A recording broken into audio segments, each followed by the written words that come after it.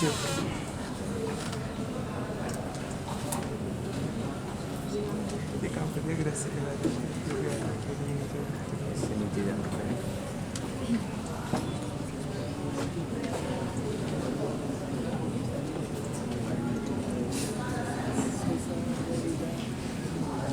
is a bit slow today. Good afternoon, everyone. I think it's a tough act to follow after your smooth talk. I'm not such a smooth talker, so I'll try to live up to the expectation that she has created, Mr. Yaran has created now. I think what I'd like to ask a little bit more is, please, at the end of the session or maybe in between as well, if you want to ask questions, please do so. I'll be even more happier if you can challenge me. What I'm saying need not be the last word. So if you feel I'm talking BS, please say so and challenge me. Yeah. So that makes it a little bit more interactive. I think you will get better value out of it, and maybe I will learn something out of it as well. That will really help. Okay, so let's go on to this.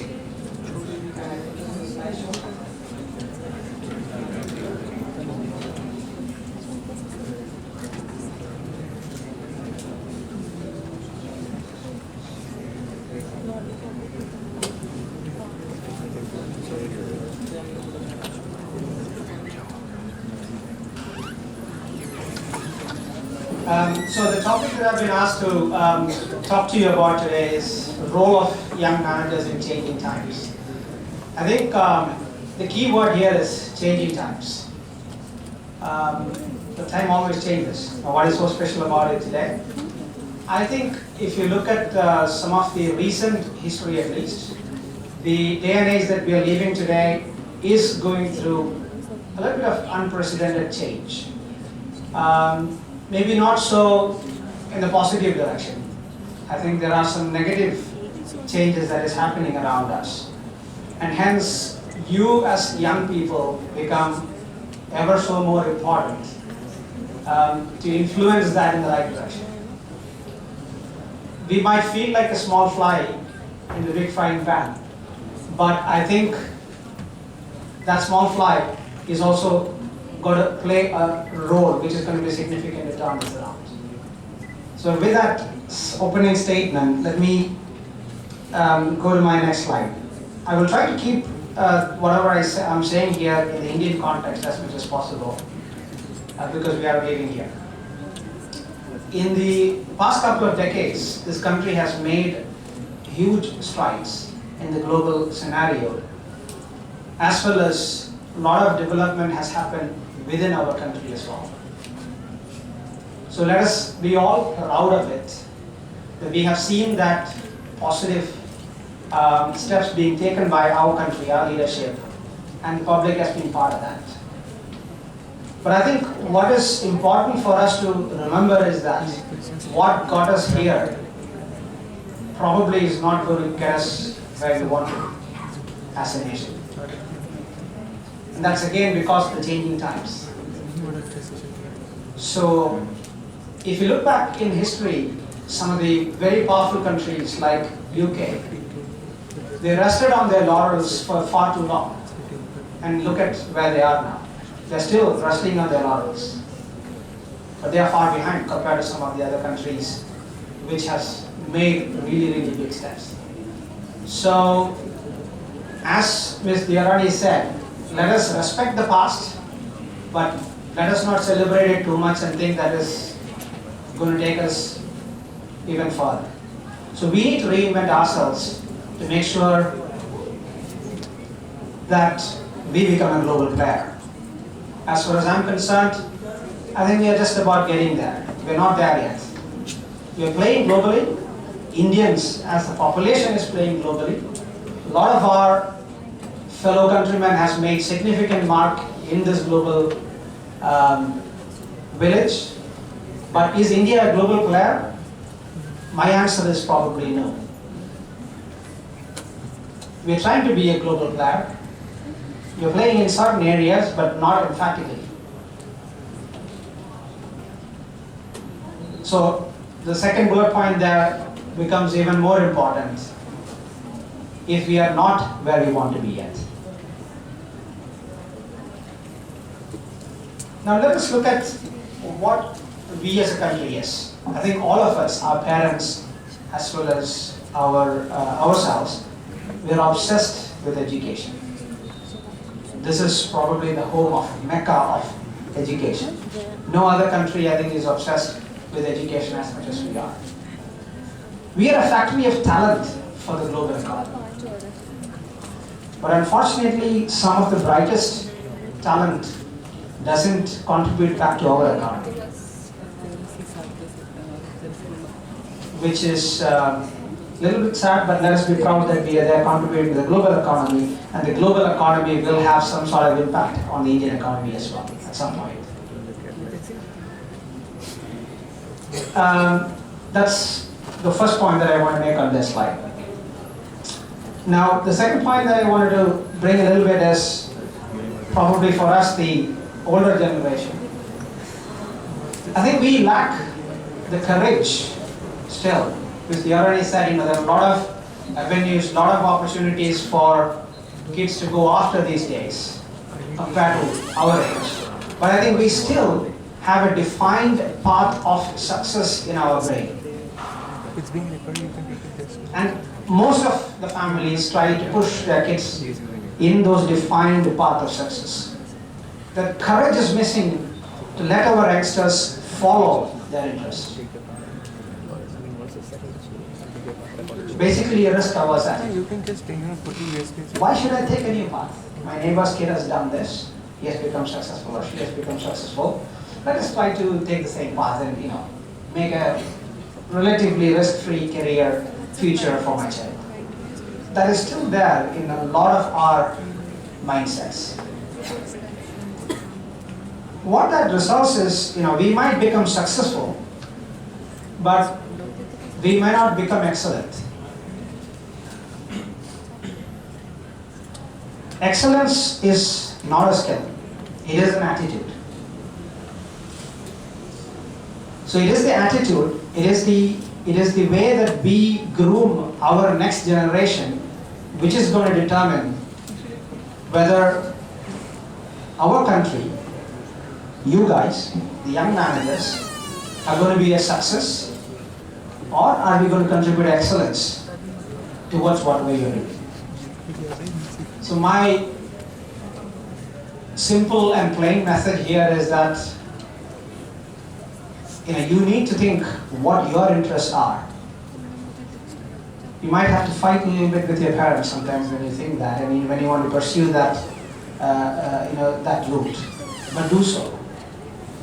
In the short term, be courageous enough to follow your passion, your interests. I can guarantee you that success will follow. Success will follow. If you follow your interest, success will follow. Write it down 3 times, whatever you're writing. It doesn't matter whether you're making enough money today or not, success will follow.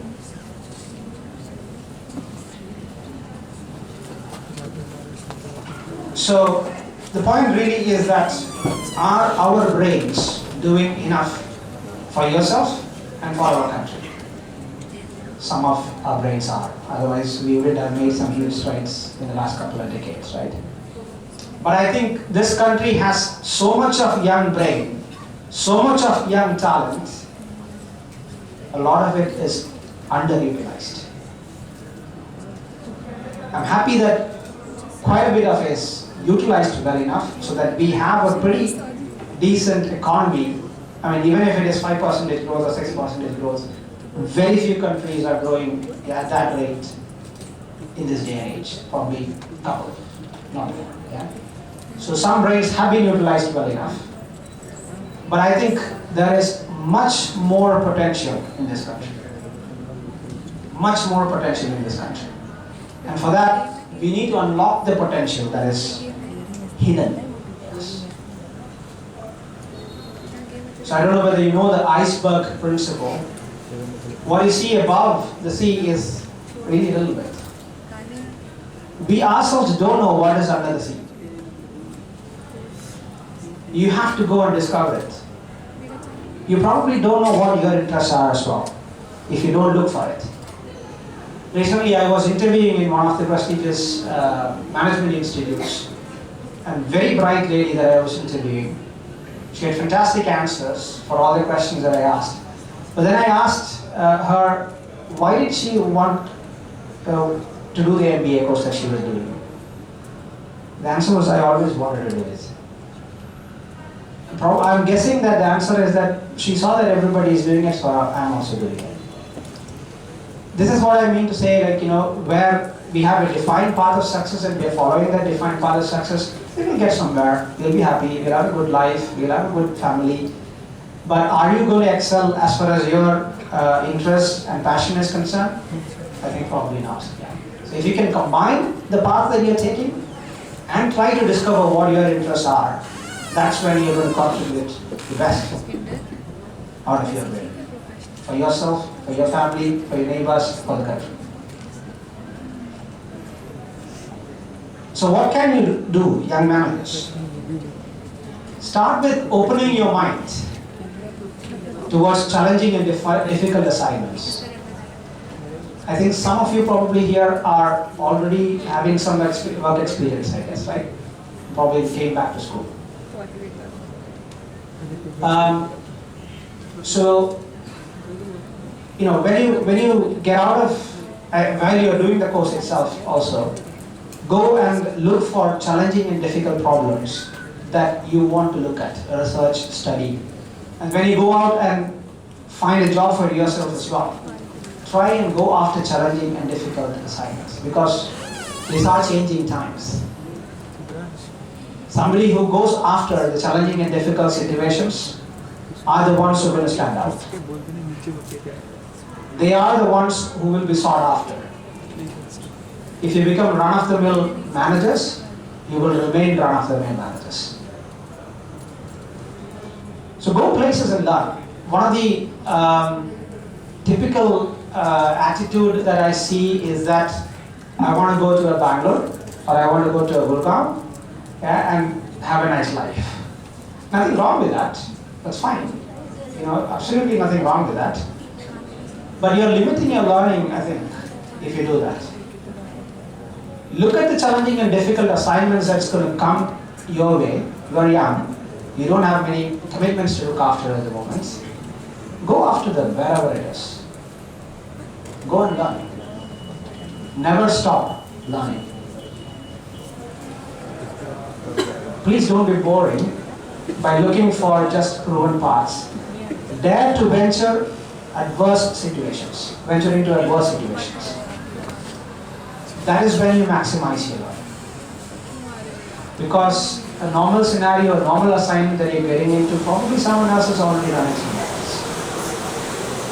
You can Google it, you can talk to people, you can figure out how to attack the problem. But if you put yourself into adverse situations, go places, you will learn much more than what you will do in a run-of-the-mill assignment. And don't just think financial benefits when you start your career early on. It's important. You should have enough to take care of yourself, party, enjoy, go holidays. But that is not the end of the world. Think exposure during your early career. Exposure. That's what the 5 years or maybe 7 years of your early career, the exposure that you build is going to be the platform, is going to determine where you're going to end up. There are late bloomers, of course, but normally there are exceptions. So go after the adverse situations, adverse assignments. Think exposure when you do that. And just because you did your MBA, don't think that you're going to be just managers. Be willing to get your hands dirty. Immerse yourself into the problem. That will do justice to what you have learned as well. Otherwise, it remains theory in your head. So get your hands dirty, roll up your sleeves, become part of the team, even if you're managing the team. Do it. There is nothing better in learning compared to doing it yourself.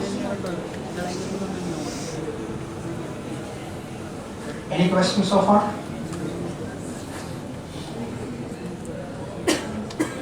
So basically what that means is you need to take risks.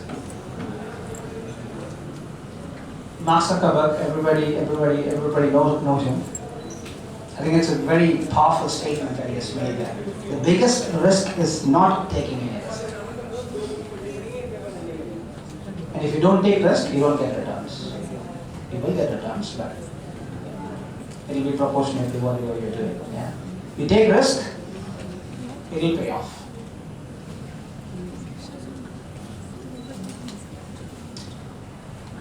While you do all of that, this is probably sharing a little bit of my experience as well. I always thought that I was never a creative person when I was young. Because I did my usual course, I did engineering, for the ABB. So I thought I was a mathematical, analytical person. I never thought I was a creative person. But I got into some assignments during my early career which had nothing to do with electronics and instrumentation. I had to manage orders where mechanical engineering was involved, painting work was involved. And that's when I discovered that I have a creative side as well. I used to get out of the 5-star hotel that I was staying, go into the port that I was working in, and I had a huge hydraulic system that I had to make it work. I had no clue what hydraulics is. But it's simple logic. Everything is simple logic. I had to figure out what the circuit is myself. I even pushed the oil out through the mouth, finally figuring out what the circuit is. I used to come back in the evening full of oil, and it was very interesting. Yeah. But then it was a creative side of my brain which helped me to achieve whatever I achieved at that time. It was not because I learned the theory, it was not because I knew what hydraulics was. So while doing all of that, while taking up difficult assignments, you will discover your creative side. Everybody has a creative side. People like Ms. Dearani has probably a natural creative side. The way she talks, I can see that she's a naturally creative person. But people like me who like to state facts, naturally probably it doesn't look like creative, but we have a creative side. And you will discover it when you get into difficult assignments. And that will bring out your passion. That will bring out your passion. And that will discover the leader in you, because you are in the middle of a problem and you have to succeed. Failure is not an option. You make mistakes, you learn from the mistakes, you try again, make mistakes again, try again. But your leadership ability, self-leadership within yourself will push you harder and harder. You will never give up. If you are a person who is going to give up, then you will not be sitting in this room. You will discover the leadership qualities within you when you do that. You will be so passionate that you will not give up. And you will love what you do. And again, coming back to the statement that I made earlier, do what you love. Don't think about financial benefits. They will come. Do what you love. Follow your interest and passion. Success will come, money will come. So don't go after success. Go after your interest. Rest is automatic. It will happen.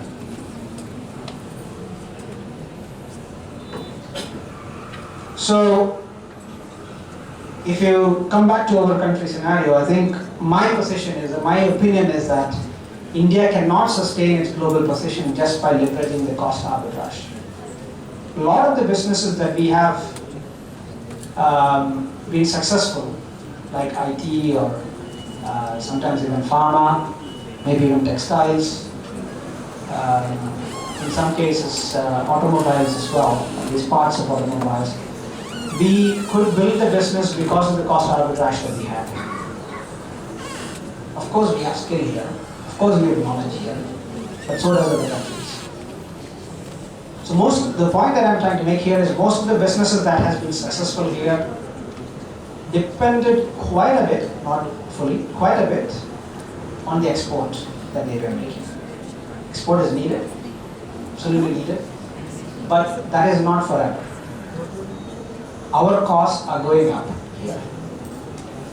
So you will see that when you are working in a company also, especially when you have climbed up a couple of ladders in your career, there is not much of a huge difference between somebody earning in a similar level like you in a Western world or India. The gap has gone down. So the cost arbitrage opportunity is also slimming down.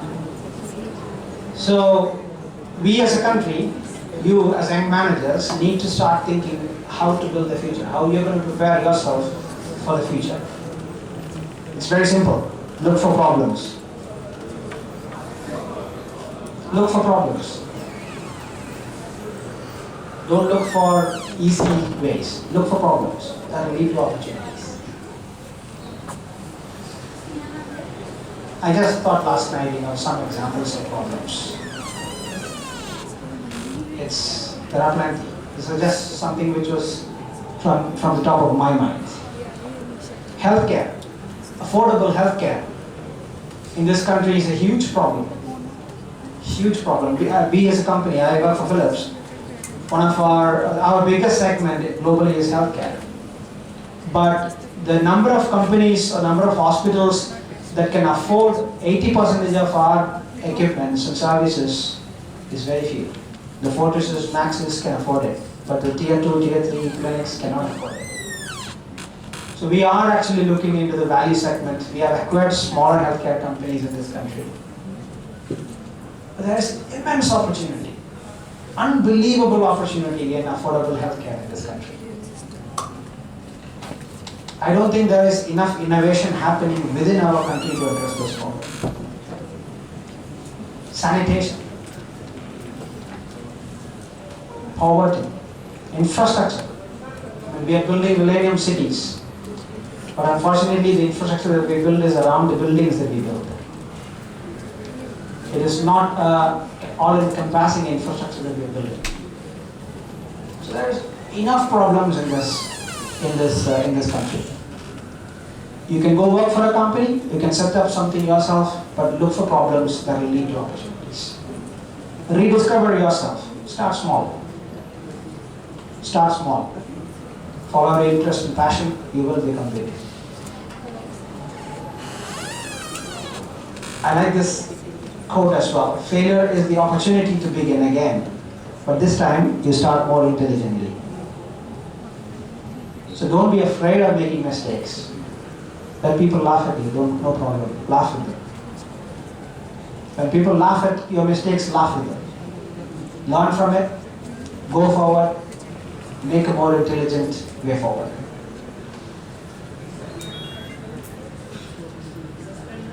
So, if I had to summarize, young managers must facilitate innovation in yourself and in your surroundings. You have to focus on quality. Jugaad is a word that I've heard earlier as well from Mr. Irani, but that doesn't mean bad quality. Yeah? Jugaad is now becoming globally approved word. And even in MNCs you hear this. Jugaad, the way of doing in India, is the right way of doing things in countries like India. It is a very cost-effective manner, but make a little bit of tweak. When you do the jugaad, focus a little bit more on the quality. It becomes a very, very cost-effective way of addressing the problems. You don't have to over-engineer. The Western world over-engineers everything. That's the way that they have been, taught to do things. We know how to fix things very quickly, but then it doesn't last.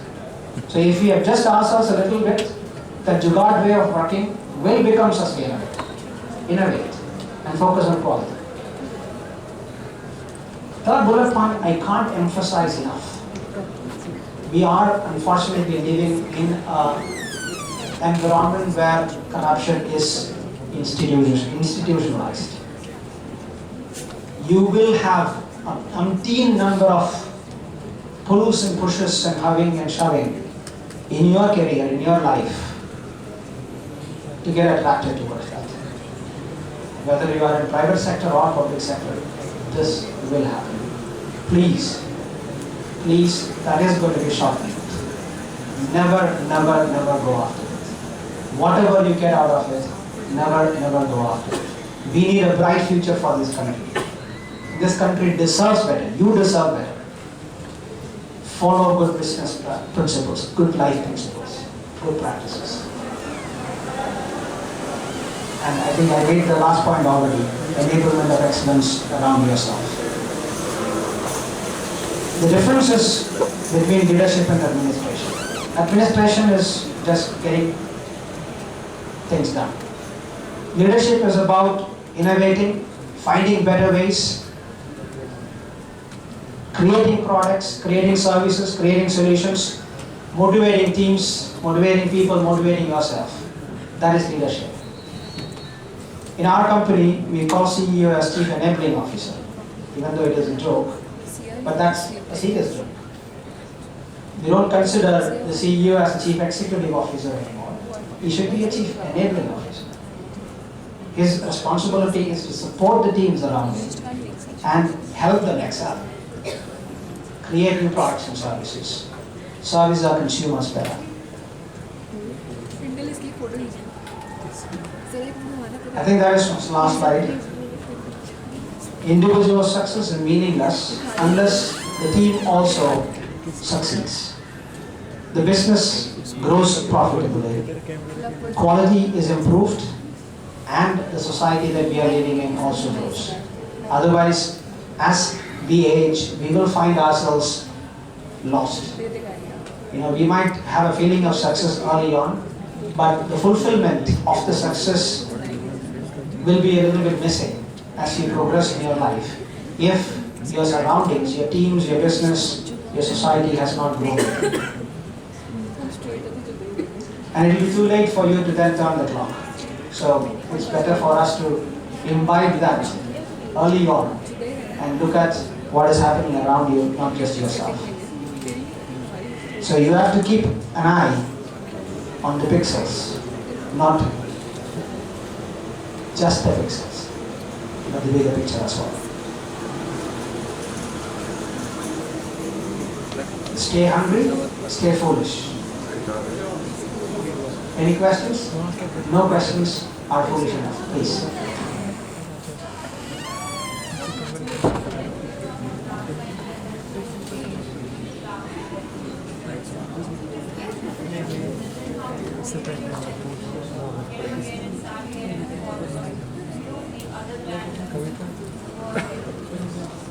You will see that when you're laughing with them, they will stop laughing.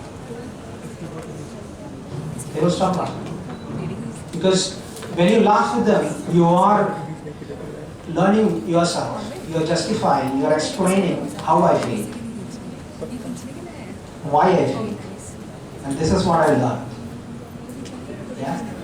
So laughing is not just laughing. You talk to them, you make them understand what happened. They will understand what happened. Yeah, sure.